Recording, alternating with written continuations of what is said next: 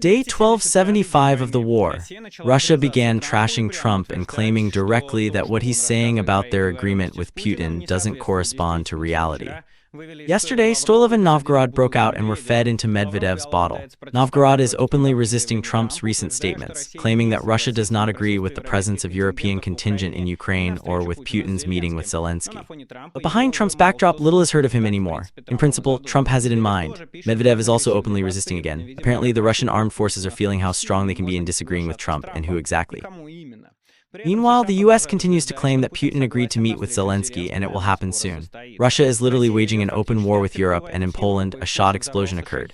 In Germany, for the second time in the summer, Bundeswehr cars were set fire. There's no clear European reaction to these direct attacks, and it's too early. Russia will check the border as allowed until it resists. The earlier it resists, the less European countries will be damaged. Ukrainian drones hit about a record 24 Russian objects in July, 11 of which are defense enterprises, one of which twice. I'm curious how the statistics will change in August, where they clearly pay more attention to railway and oil refineries. Ukrainian forces call for a break from the so-called breakthrough of the Russian armed forces toward Pokrovsk. Its elimination has not yet come to an end, and Russian forces are trying to block a final cutoff from Ukraine's defense forces. Meanwhile, Ukrainian Z-channels continue to complain about Ukrainian drones, in particular about heavy Babayag-type drones, which have become so common that no way out is working anymore. In Russia, the beginning of a new conscript life is coming close, which will be different in that, literally, from the first days, the hunt for conscripts will open. Their conscript lives were taken out in spring, but they haven't called in yet. Well, you know the rest: threats, contracts, death. Z-War correspondent Poison was poisonized with Donetsk water, decided to war it in the sun and caused a fire there. Now it's blaming it all on Ukraine, though the Donbass supply system has destroyed Russia during the offensive of 2022. Meanwhile, the Ministry of Defense announced a search for the girl with a zero drone operator Ernest. Just like before, it also announced a search from the Gudvan border. Here, apparently, Ukraine is also to blame. It remains to be understood how exactly. All this and much more in today's fresh report, which you can support with your like, comments, and subscription to the channel. All these actions help promote the video, especially your subscriptions. They are important for YouTube algorithms. You can support the channel financially on Patreon, the link to which is in the description, or by buying NVPN, a tool to bypass blockages that help bypass blockages. Watch YouTube at normal speed, use Twitter, Instagram. Well, in short, you yourself know that is to use everything that is blocked. In Russia now, it is simply impossible without VPN. Well, if you don't want to live in North Korea mode. But if you need a reliable, good VPN, which is at the same time a purchase, which at the same time will support the release of new videos on this channel, then NVPN is your choice. A link to it is in the description. In Russia, it is still legal to buy and use VPNs. The rubric in the morning, 3 days ago in the video, and in the evening in the newspaper. The negotiations in Washington and Alaska demonstrated that Vladimir Putin has evaluated his forces in the US. Negotiations and was not able to convince Trump of his treatment of the war in Ukraine, writes the Washington Post about what I am talking about in the draft recently. Meeting in Alaska allowed the Russian leader to win time and avoid sanctions. But after the negotiations with Vladimir Zelenskyy and European leaders, Donald Trump awaits the immediate meeting of Putin with Zelenskyy, who the Kremlin, judging by the last public statements of Moscow, is not ready. During the negotiations in Alaska, Putin convinced Trump to refuse the ceasefire in favor of Russia's comprehensive peace resolution. However, the subsequent meeting Trump had with Zelenskyy and European leaders demonstrated how dangerous European support for Ukraine was for the president. The summit in Washington shifted Putin's responsibility for the next step. Now White House is waiting for his immediate meeting with Zelenskyy, but Moscow is sending completely different signals, writes the Washington Post. Again, I'm telling you about this publication despite it completely doubling what I told you in terms of my feelings. But feelings are feelings, and still, for some unknown reasons, major outlets believe more than just blogging work. In my opinion, it's in vain, but in any case, no less confirmation. After the summit, Russia continued to make obstacles to any actions aimed at advancing the peace process, which evidenced by Putin's unwillingness to move at the same pace as Trump, writes Gazeta. The outlet specifically pays attention to a series of recent statements by Russian Foreign Ministry Sergei Lavrov. On Wednesday, he made it clear that Russia hopes for a right to vote on any security measures Europe and the US suggest to protect Ukraine from possible aggression in the future. For the statement of the White House's press secretary, Caroline Leavitt, about Putin and Zelensky's readiness to meet Lavrov on Tuesday, he said, "Any contacts with the participants of the first person must be prepared extremely carefully." This explanation Russia has been using for many years as an attempt to avoid the meeting with Zelenskyy, Gazeta reminds. Lavrov also called Zelenskyy a character. A political analyst close to Russian diplomat believes Putin will hardly agree to the meeting with Zelenskyy, because that would mean certain legitimization of Moscow's leadership, which would cause problems for Moscow. The meeting is possible only after the agreement of the terms of the deal, and for Moscow this is the capitulation of Ukraine, writes the Washington Post. One of the reasons Russia doesn't want to concede is that Ukraine, to Putin, is like a white cat. This persistent expression in English means something very desired and hard to achieve, the agency explains. That's what it achieves, and it won't stop. Till you get it or until you make sure. Can't get it. I've got it, said Neat Reynolds, former director of Russia in the U.S. National Security Council. I don't know what they think in the Kremlin. If the goal was to manipulate Trump in Alaska, it didn't go so well, said Thomas Graham, former director of Russia in the U.S. National Security Council with George Bush and the young ones. Here I agree with him on only half. Putin's minimum program was to delay sanctions and pressure on Russia, and he of course achieved this, but at what cost? The newspaper believes that between Washington and Moscow there's a serious misunderstanding over many issues. According to reports including Trump's statement, he compared Russia's occupied territory with elite real estate on the ocean front. In reality, these are not conflicts over elite real estate. Putin's goal, to revive Russia as the great world power, which in his opinion means subordination to Ukraine, writes the newspaper. To assume that we will receive a full peace agreement in the near future is nonsense. The problems are too complex, Graham believes. Yesterday, Lavrov went public and decided, apparently to clarify, that in fact the Kremlin agreed to absolutely nothing that Donald Trump is talking about now. I'll leave a comment on the To Be or channel and then tell you why I don't quite agree with him. He writes, they understood what happened. Putin and Lavrov told Trump and Witkoff in Alaska, like, yes, we are ready to discuss security guarantees. Less than an hour later, Trump and Witkoff ran off to cut off all media outlets, claiming they won over Russia's negotiations and concessions. Lavrov reports that it was all about guarantees of Istanbul's security, the 2022 version. Remember those guarantees? The kind of guarantees, in quotation marks, where China and Russia's attention is directed as guarantees, and where Russia has the right to enter Ukraine's Western troops or any Western aid if Ukraine is attacked. Here Russia attacks and Russia blocks any help from Ukraine. Here's the essence of the guarantees, in quotation marks. All this was smuggled and signed out in all sorts of media, the Wall Street Journal, the New York Times.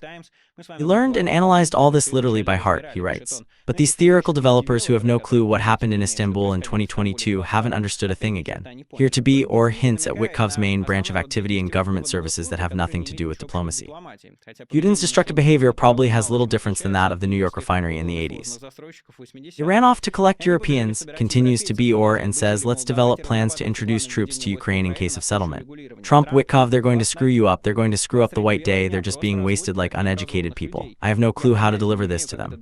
Russia cannot be a guarantee for Ukraine's security. It's all the same that Hitler would have become a guarantee for the safety of the Europeans. I hope that the American media will now listen to Lavrov and not listen and start explaining this in their own media. Hoping only for the good of the media because the US administration itself is deaf. Brought this to them, please, sorry for the emotions, but it's as simple as 2 fingers. And yes, Putin did not confirm his readiness to meet with Zelenskyy, Bitely notes. Lavrov, followed by Ushakov, stated their offer to think about it, to increase the level of delegation, meaning to send someone more respectful than Medinsky. Moreover, he offered not to increase it right away, but to think about it, to increase it. Quote, Putin confirmed his readiness to continue direct Russian-Ukrainian negotiations that took place in Istanbul. In the last round, our negotiators suggested creating 3 working groups. According to the results of the conversation with President Trump, our president suggested not just continuing these negotiations, but also thinking about increasing the level of head of the delegation. And in the working group format, it takes months to continue negotiations and negotiations for the sake of negotiations. So far, Putin's readiness to meet with Zelenskyy, Bitely, quotes Trump, remains unproved assumption of the White House, concludes Bitely. Creating poof out of outrage at Bitely with degenerates in the White House, I do indeed see the situation somewhat different. There's no distinction between him and me. It seems to me that the White House fully understands that Kremlin has no agreement on this. This convinces me of the part in this Rubio, who's hard to suspect in the same dementia and... I don't know, I won't peep into any more flaws, you already know my attitude. In short, Rubio in their background, he is quite adequate, and remember, Rubio confirmed it. Yes, I heard, Putin agreed to a meeting when he talked to Trump, I heard it myself. So the White House is simply pushing both sides in this way. So Trump is deliberately lying about what Putin agreed on to put him at the table of negotiations in Zelenskyy. For him, the main thing is to launch a wave of a peaceful process, on the background of which sluggish protests of the Russian side will not be heard much. For Putin, no delegation of world leaders in Washington will collect and will not require that Trump remain as part of the red line accepted by Russia. So Kremlin will either have to agree to Trump's peace conditions or put itself in an awkward position to put Trump in a laughingstock, which the proud American president very much does not like. Yesterday, we saw that the T-shirt of Kochnaz went to the side of the front from the Russian side. Its quintessence became the tweet of Medvedev in his English-speaking account. A brainless peon cannot refuse the idea of sending troops to Ukraine. No NATO peacekeepers are clearly stated. Russia will not accept such guarantees of security, but the shriveled, pitiful bird continues to wind a proof that it is the king of the smoker. This, in my opinion, opinion, is obviously an attempt to feel the ground. The Kremlin knows that in the White House they are monitoring Medvedev's tweets, but if you can say something, then don't forget it. In general, it seems to me that the Russian country is now very nervous and trying to understand from what it can refuse and in what way. Trump also continues to ignore this, saying that Putin agreed to the meeting with Zelenskyy. In particular, this was confirmed by J.D. Vance yesterday. Well, how this all ends is an open question. I do not have an answer to it. I do not see the future. Will this end with peaceful settlement? Can end with peaceful settlement, but with a very low possibility. In my opinion, 15% of me would give for this because the plan of Trump is clear. The other thing is that this is not a developer's market, and even on the developer's market, Trump has never been successful. He's a very bad businessman and earned on the money left by his father less than if the money left by his father were to be put into the S&P 500 and that's it. And he just didn't do anything, so he wasn't quite successful on that market. But will this approach, the American approach, fake it till you make it, work? In this case, well, a big question which depends, including on how Putin sees the situation in Russia. If Putin believes that really the economy of Russia is on the border, and that in the fall the wave of crises will begin, and that the Russian army is not really close to breaking through the front, then yes, Putin can go to this with a heart. Here, but it seems to me that he lives in a bit of an invented world, and more likely not than yes. But I don't want to get lost here. I'm just describing to you the essence of what is happening, which has its internal logic, but at the same time does not have quite reliable prospects, I would say so.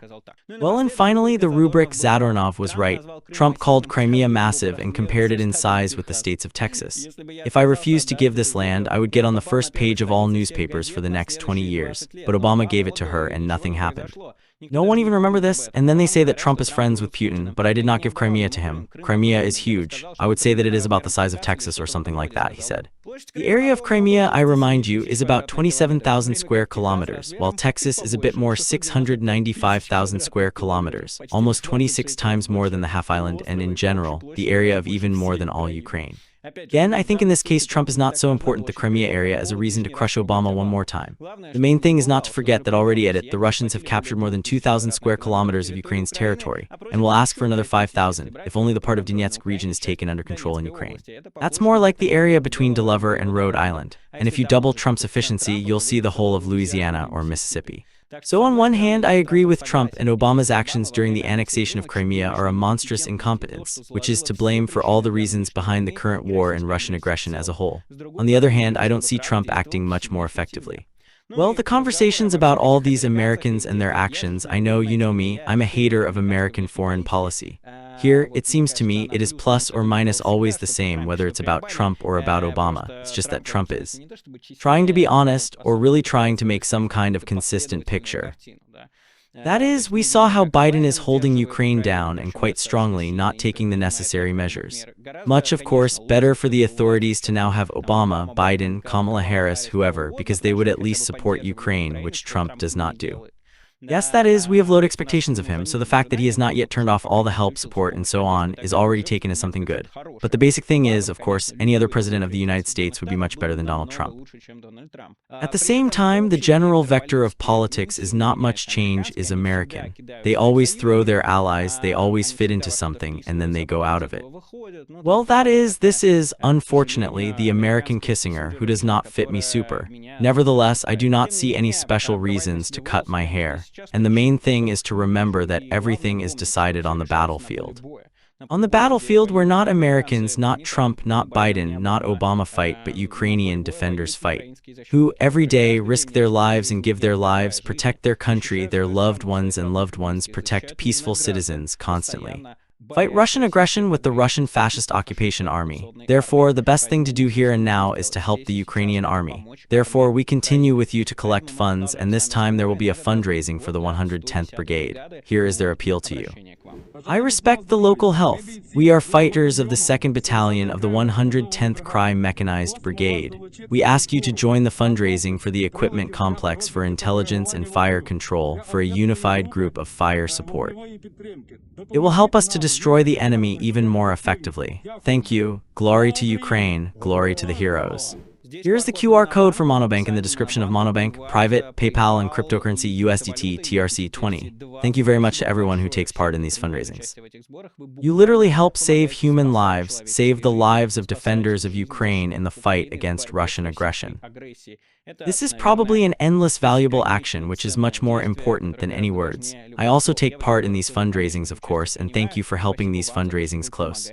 Well, I remind you that if you are in Russia, then it is better not to do this. It is better to fight in other ways, because in Russia donates for Ukrainian armed forces are criminalized. And accordingly, if you are an adequate person who understands that Ukrainian armed forces need to donate, who even wants to donate, then it is much better for you to remain in freedom, because this is the only adequate normal position and such. People would like to be seen in freedom, not in prison. If you are not on the Russian territory, then, again, let's help the Ukrainian defenders together. The fact that Trump should have taken more decisive measures indicates that the Indian state began buying Russian oil again after a short break, despite Trump's tariffs, which is reported by Bloomberg.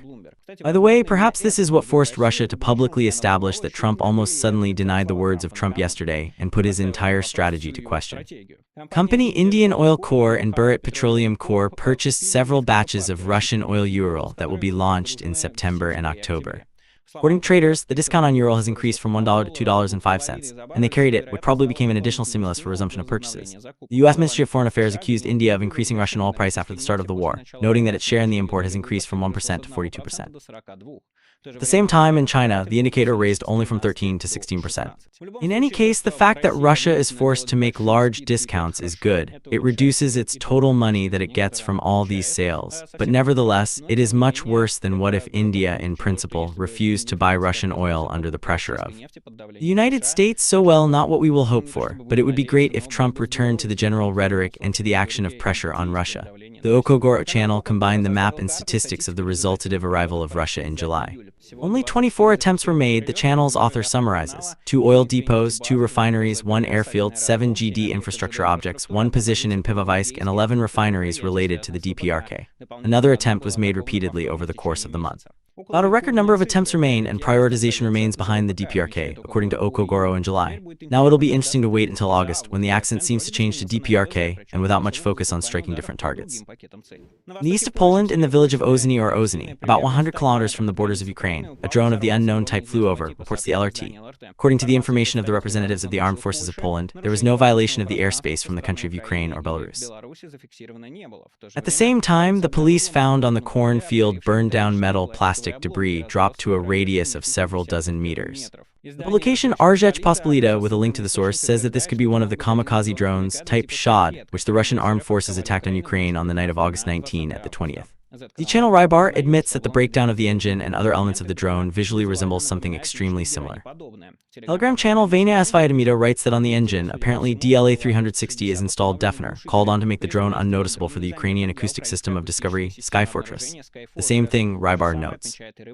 What is going to be done in Poland on this matter is not quite clear, but this is another reminder for the European leaders that the war is not just on the border, but has already been stepped over. This is confirmed by the fact that in the German direction of the Russian-European military theater in the settlement of Kassel on the night of August 20, unidentified vehicles of the Bundeswehr, which were on the parking lot, were set on fire. This was reported by the publication FASS.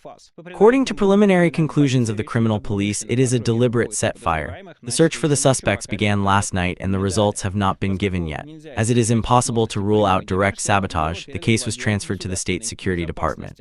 The cars burned down completely. According to preliminary assessments, the damage is about 150,000 euros. The Bundeswehr is part of our society. It is in these restless times that everyone should understand that it is irreplaceable for our security. It deserves full support and support. As the government of the Jessen land, we without a doubt support the Bundeswehr. And the soldier, the local head of the law enforcement services, emphasized, Roman Posick. He added that he hopes for a careful investigation and punishment of the guilty. In the last year, German special services recorded a sharp increase in the activity of Russian agents. Similar to the publication Militarny, the number of spy and sabotage operations has in fact doubled, and the nature of the actions has gained a more aggressive and systematic appearance. Moscow uses methods resembling the times of the Cold War, but at the same time constantly expand the tools of influence. Russian agents are more and more often come to Germany through the third country, trying to establish connections with the citizens of Russia. For example, by relocating people from the post-Soviet space and people who have business or personal contacts with Russia. German soldiers and people with double citizenship who visit Russia or the allies of the Kremlin are given special attention. In such cases, the risk of recruitment or blackmail is evaluated as especially high. The activity of saboteurs against naval forces of Germany has significantly increased. In recent months, several deliberate damage to ships, among which are cut cables, discovery of foreign objects in engines, and venomous substances in water systems. These actions confirm Moscow's intent not only to interfere through the Agenter network, but also to cause damage to critical military infrastructure. Thus, Russia's hindered activity in Germany has reached the level that represents a direct threat to the security and defense capabilities of the country. This will probably increase internal pressure on the government in the direction of strengthening counterinsurance and the protection of military objects. They write, "I will only add to myself that you need to answer for this, that you cannot give way to Russian aggressive actions. Russia will act. Russia, like any school hooligan, acts to the point where it does not receive resistance yet. If there is no resistance, it continues to act. Therefore, all these games with the ignored Russian threat are an absolute path to failure, a quite significant failure. No need to wait until the actions of Russia will lead to the death of hundreds of civilized people. It is necessary to work not only on the advance, but at least on the reaction to what is happening." A Russian bomb fell from the housing building near Belgorod, troubling 3 people, including a 13-year-old girl. Gulikov stated that they were injured from a UAV attack. On August 17, a Russian plane dropped a FAP air bomb near the Strelitskaya district 83 near Belgorod. According to the sources of Fastrov and MCHS, the air bomb hit a section of Voyevskaya Street near Duma 2, where the ammunition did not deteriorate, fortunately. As a result of a non-exit, 3 people were injured that day: 40-year-old Natalia Kuchaba, her 13-year-old daughter, and 35-year-old Alexei Vorobiev. All of them suffered ocular injuries.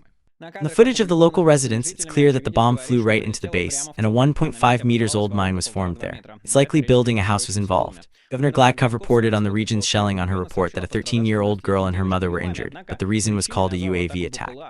In the village of Oktyabinsk, the village of Nishivka, Strelitsk, Yasnya Zoria, and Kutra, Volkovsk region were attacked by 6 UAVs, one of which was shot down. 2 were injured, a mother and her 13-year-old daughter. The child continues treatment in the children's regional clinic in the hospital. So he took advantage. Well, he just lied, because the reason was the Russian bomb.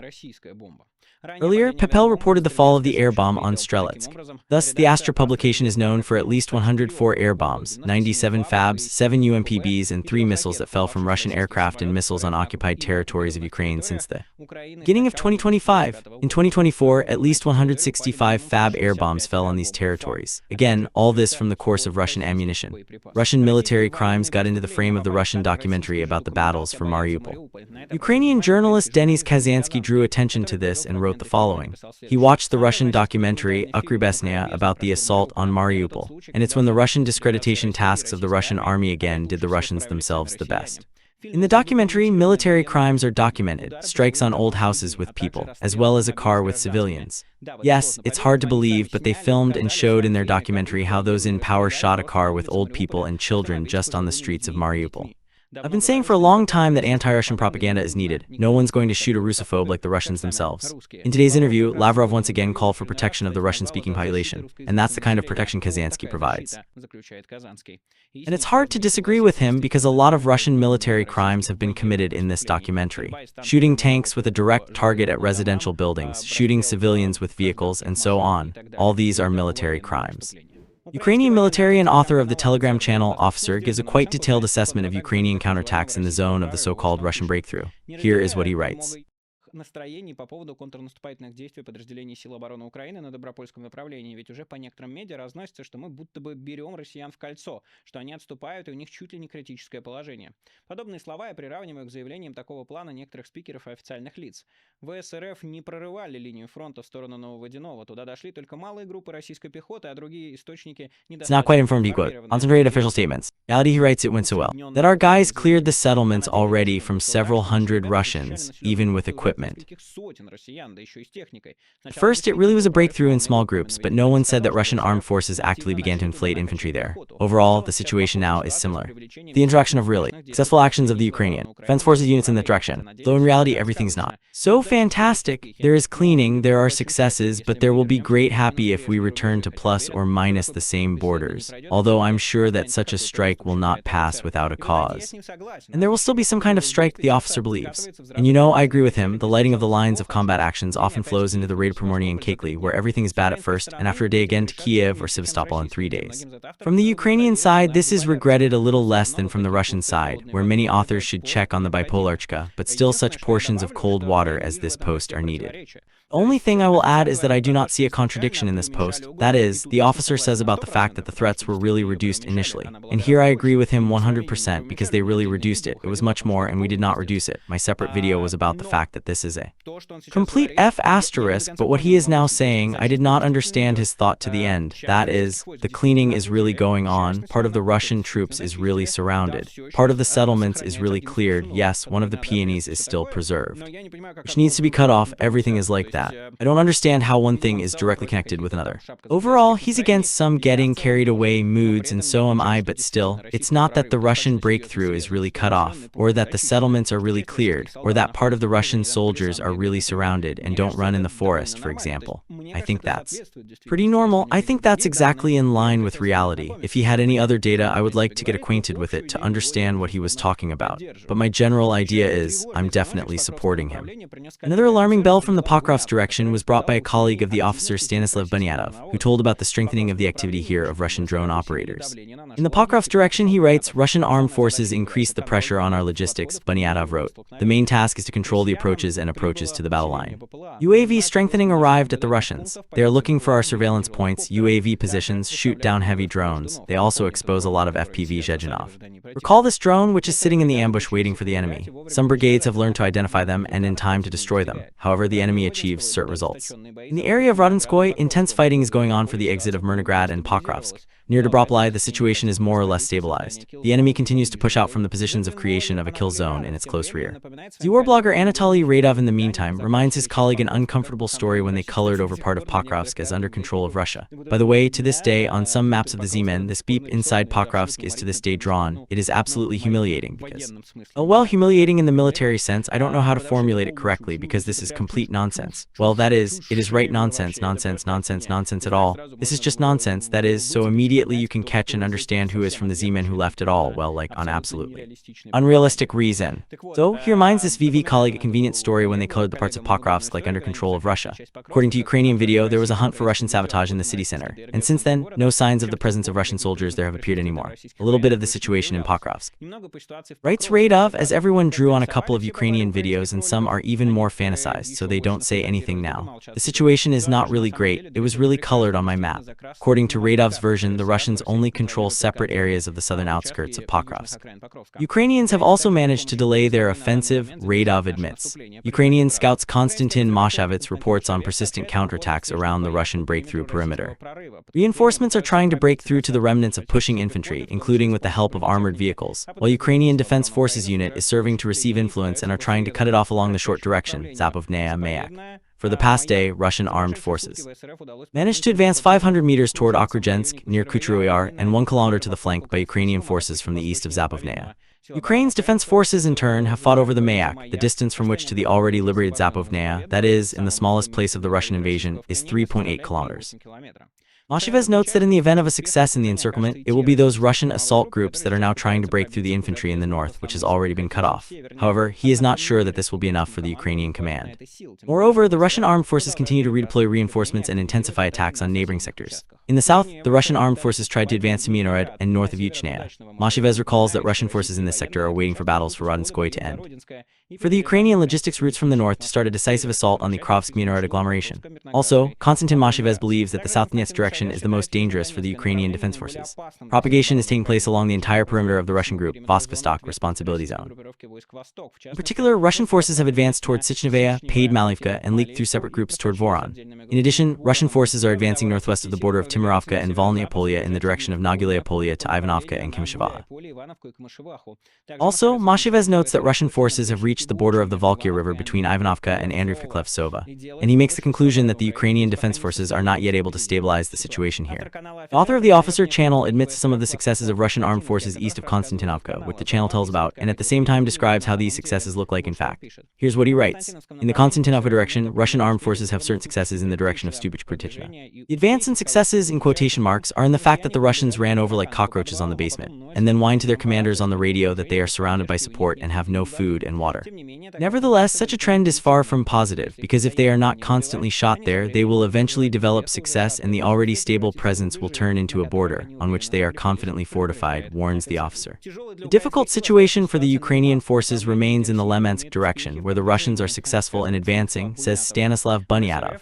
Russian armed forces are advancing in the direction of Yampol, he writes, actively strengthening the North Lemansk direction with reserves. The tendency here is far from positive. The Russians have been working hard on the brigades for months, and now they have advanced. Structurally, it is hard to talk about the Third Corps, and it has the consequences of the genial planning and use of troops from an operational tactical group, as well as from a wound brigade.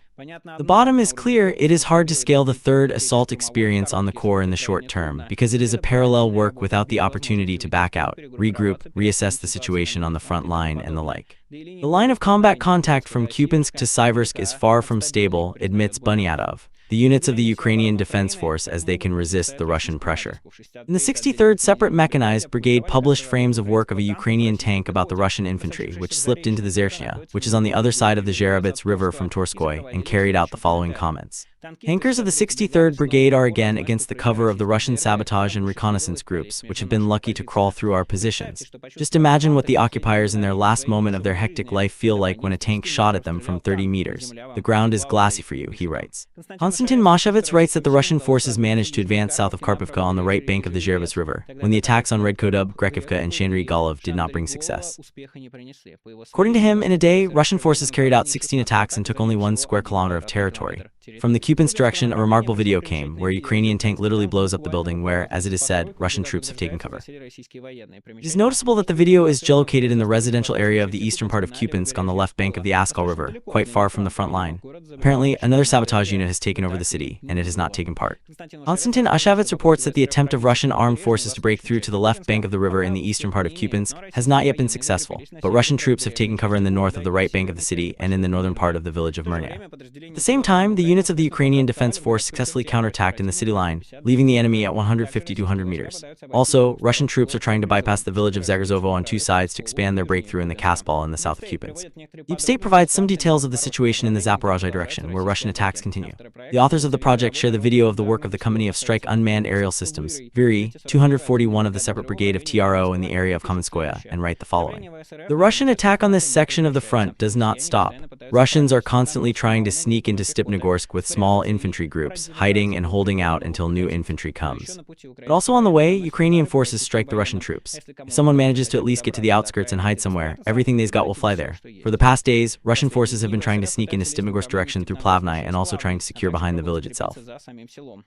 A large number of infantry is spotted and the corresponding strikes hit them, Deep State reports. It should be noted that Russian attacks in the Zaporizhzhia direction still handle their task of taking attention to resources of the Ukrainian command from other parts of the front. Russian military correspondent Andriy Filatov says that Russian armed forces still cannot fully fight Ukrainian heavy drones, Vampire. They are Bab-Yaga. You may have seen various videos where the Russians shoot down Bab-Yaga and FPV interceptors. Filatov confirms that such strikes are a drop in the sea, since Ukrainians have started using such drones widely, and there has been no systematic resolution to fight them. I hope that mass destruction is ensured by, so to speak, evil, and by the fact that we are helping you to collect these drones too. I think we helped collect 2 or 3 vampires this year. Thank you very much for taking part in this. This is what Filatov writes at the same time. Mining of logistics, Yaga, Vampire, and other resources. So friends, going back to the topic of Baba Yaga and other cargo drones that are actively used in the armed forces. I haven't been doing this for a long time. The first of my posts, you remember, an automatic missile or machine gun Kalashnikov plus a thermal vision problem is solved. When we worked with Bely on Krasnogorovka, Bely, I remind you, is a Russian soldier who is now sitting because he kept his soldiers in crutches, demanding money from them. But more precisely, he is not sitting because of that, but because he is drunk and fought with lawyers who, after the fight, decided that it is necessary to pay attention to what he does with his subordinates. So, when we are with Bely, writes Filatov, we worked on Krasnogorovka, he developed a tactic. Sit on the tail of the jet, monitor it in a good way, kill the unit in a bad way, kill the drone on the landing itself. But this was a year ago. The density of their units was not great. 1 or 2 units arrived at night, and when we shot out one unit, the second one was already afraid of flying in our direction or flying in search of a more simple, unresistible goal. Now I see with my own eyes that literally dozens of Babaks are flying and even knocking down 1, 2, which various centers like Rubicon System NEA report. No one can solve this problem, or we don't know something. Then I am waiting for Rubicon Gostia to our section of the front. I will show where we have problems. We will be glad to take experience and learn how to solve it. Sky is already literally dense from Ukrainian Babag, so the Z-Channel Voin DV brings a curious episode, where a Russian drone was going to shoot down Babag with a drop of ammunition, but here it incidentally took the neighboring Babag on the front line, after which both fell to the ground and apparently got his trophies from the Russian military. Does not have such classes of drones. The mine is going very actively, continues Filatov. One of the problems of Babag that I observed with my eyes on the training ground in ideal conditions without side noises and background shooting, when a drone is hanging from you at a distance of 100-200 meters or at a height of 100-200 meters, you do not hear it. You start to hear when it is already over you, and this is too late. I don't know why in the army of Lofts there are not enough thermal vision, but there are so many of them in stock, as many as different aggro drones are flying. There are no thermal vision. There are no thermal vision. There are also no thermal vision. There are also no thermal vision. There are many routes of arrival. Find a way to determine the route and predict its appearance in advance, because now the EGATZ is flying over us behind the front line further, and you will not stuff the whole area with machine guns so closely to hit all 10 flying aggro drones and not one. The problem of Babiyaji must be solved now at the technological and radioelectronic level based on the principles of radioelectronic intelligence. What I'm thinking right now has been going on for a week now. Bought a certain device and it doesn't fit. Now it's connected to another device with no indicators. A bell ringing about the infantry signal on the ground that just flew in. Meanwhile, I can see for myself how people mix the sound of geranias and wings with vampires and so on. Lies about running away with a rifle exhaust them and reduce their combat readiness. There's a need for a systematic solution to this attack because it kills a lot in the best case. When the unit is wise and I work with the wise and we explore the road to the mine unit after each raid, while in the worst case, motorized vehicles for defense and demining it all directly to the personnel are everywhere, which is unacceptable, he writes. All videos with strikes from Rubicon and others are single strikes, not changing the situation on the battlefield. Filatov forces insist, that is, propaganda incursions. And I invite you to steam in the field, help the infantry. Russian military man, Svyatslav Golikov, provides expanded overview of the activity of the Russian elite unmanned units and centers, Rubicon, according to the statistics of strikes collected according to the open data on the pro-Russian resource, Lost Armor. I will not give a full analysis of Golikov here. Moreover, he has stretched out on 5 posts in Telegram, interesting ones, I send to his channel Fololog in the ambush. We briefly summarize Golikov's conclusions about the fact that Rubicon, although it has unique competencies in hitting Ukrainian logistics, scouts drones, airplane-type drones, signal retranslators, communication knots, UAV operators' positions, and so on, it constantly spits on strikes on them. Infantry, its positions, as well as on drone-type drones, I mean first and foremost, the Babag, an idea of which the drone units should be engaged in line of other motorized riflemen. However, we have already mentioned Z-men and Z-men posts many times, which indicate that these very units are suffering from a lack of drones and experienced pilots, which, as we now know, means that Rubicon actually has to exchange them, which does not allow Russian unmanned elites to implement their unique competence in full. In principle, on the Russian infantry, on the other hand, Ukrainian elite units like the same Takmadyar often hunt, but the Ukrainian concept of the line of drones puts the goal of pulling line drone units up to the elite level. And in Russia, apparently they spat at the development of the unmanned component in the general military units, making a bet on the elite like Rubicon. An obvious downside is that even with the same resources required, Rubicon units are most often located within the reach of infantry commanders and are not subordinate to them.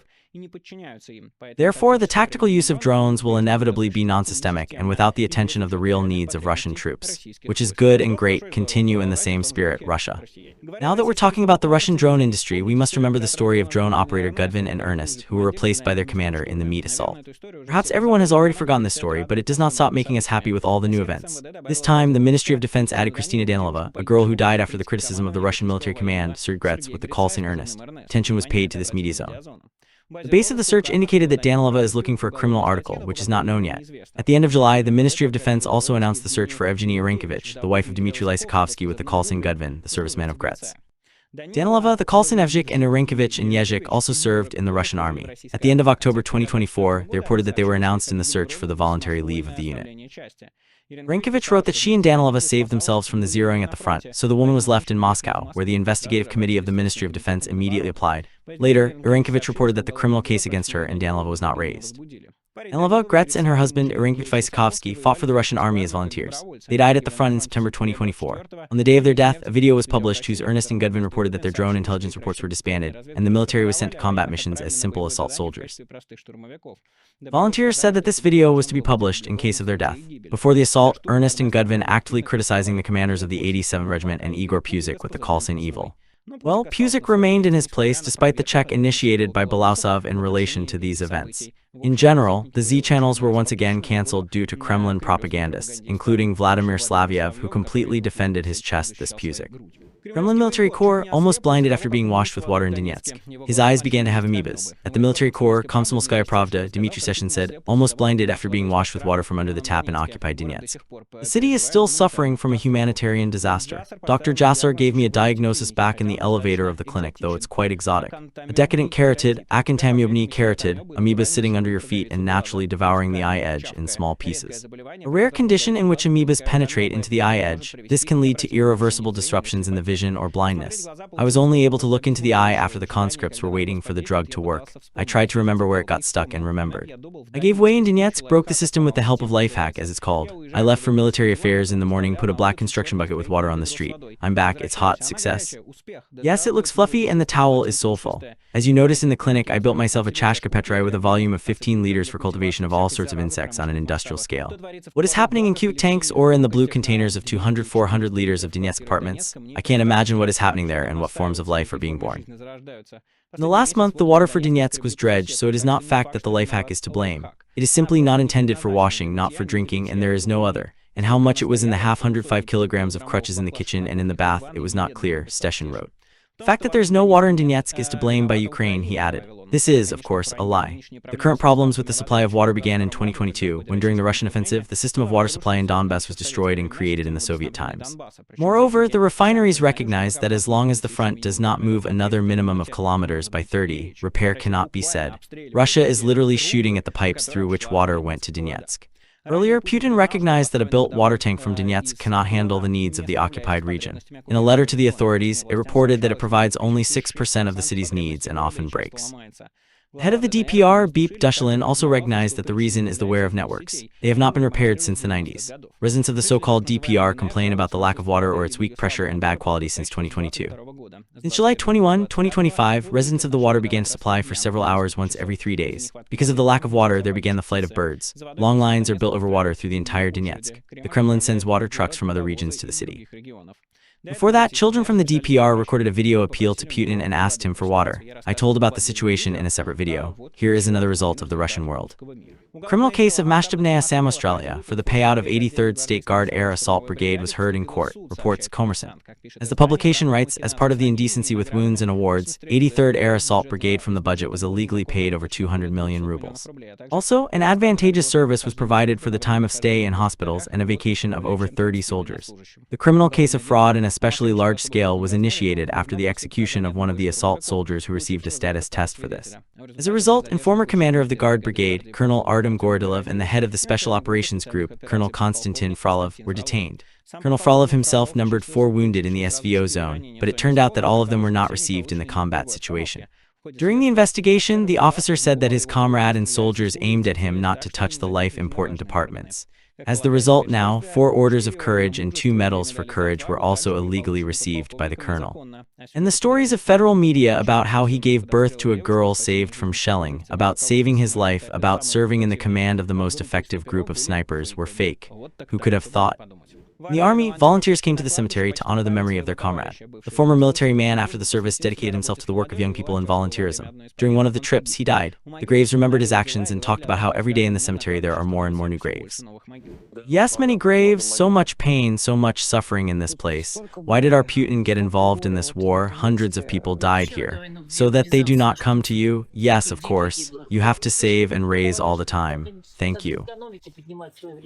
One of the local residents told about her nephew, who is now serving in the combat zone. He recently suffered a serious injury. According to her, soldiers face serious problems at the front. The war of drones is coming, here it is, they said. The war of drones is coming, they said. They saw how much they fought, not one. Drones are going there, they say. The sky is all covered, mines are being dropped. He was also wounded. The woman also told about the low level of supply to soldiers. According to her, soldiers are forced to buy equipment for their own account. The main help comes from unequal people. They buy armored vest, helmets, because of what they were given. You can penetrate them with a nail, this is how they are. They need people, they don't need anyone. She notes that despite modern equipment and weapons, the command still sent soldiers to frontal meat assaults, leading to large losses. Why do they send infantry there? Jinofin, ours, Russian Jinofin is like that. They brought everyone here because they needed them. What was wrong with them?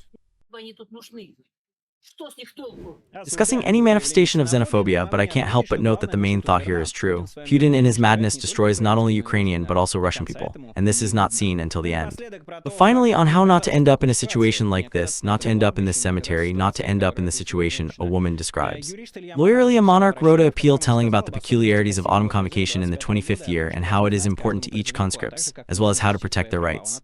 He noted that if a person is subject to convocation this fall and has already made a decision to be sent to the army, but it's complained about in court, and it is necessary to show special caution. Monarch emphasized that autumn convocations will be aimed at such conscripts. From the very beginning of the conscripts, you will definitely be under attack, especially since I warned Muscovites.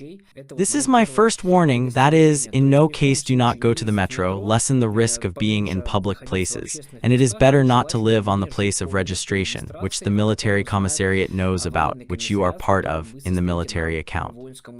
Well, if you talk about Moscow, it is a single call point, because here the envelopes will be tough, and they will most likely be immediately from the very beginning, respectively, by call. It is called base. The lawyer also noted that the judges will more and more refuse to implement measures of preliminary court protection. According to him, this is due to the implemented amendments, according which the decision to call the police retains power for a whole year. Which of my recommendations do you need to collect more medical documents in any case? You have to judge, you will most likely have to reach more high court instances. Most often, the truth turns out to be lately involved. The third recommendation is not to live at least on conscripts and in any case not to use the subway, not to use any public places. But this is what I'm talking about the call period, that is, from October 1 to the end of December. Monarch FVD also said that the situation is not becoming easier, which, in his opinion, will further be only more difficult. Because the army needs soldiers, you yourself understand perfectly well why. Well, after 2022, I think everything is obvious. Be careful, take care of yourself, do not get into the Russian army, and see you soon, all the best, bye.